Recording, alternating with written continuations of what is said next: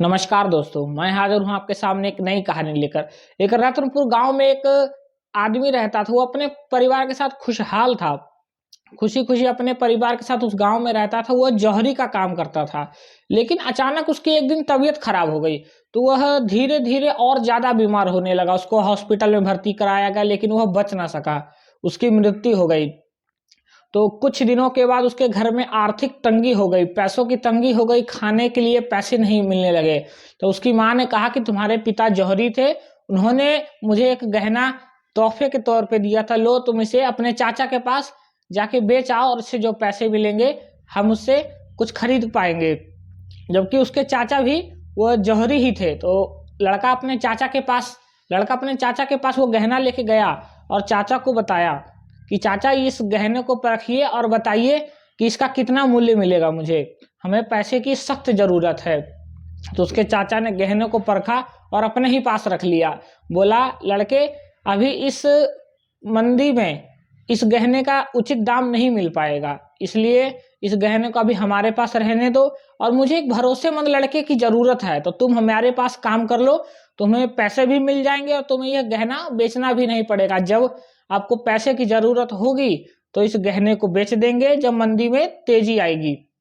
तो लड़का मान गया। अगले दिन से उस दुकान में काम करने आने लगा। उसे हीरे जवाहरात को परखने का काम सौंपा गया।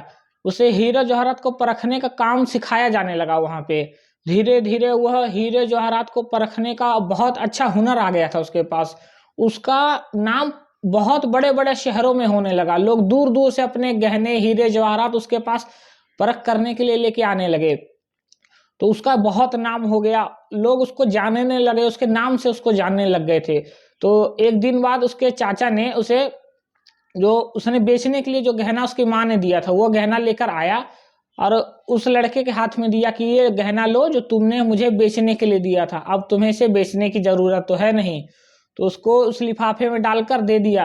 लड़का जब घर जाकर उस गहनों को निकाल को माँ को देने लगा तो उसने पाया कि ये गहना तो नकली है। तो वो दौड़ता हुआ अपने चाचा के पास आया और पूछा, चाचा ये तो नकली है, तो आपने मुझे उस वक्त इसको क्यों नहीं बताया कि यह नकली गहना है।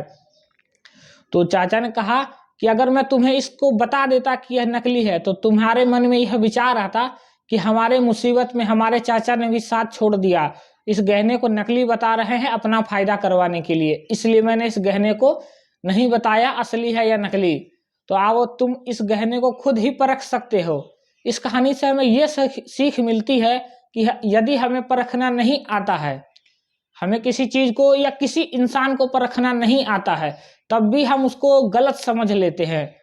तो किसी को गलत समझने से पहले उसकी अच्छाइयों को जरूर देखें।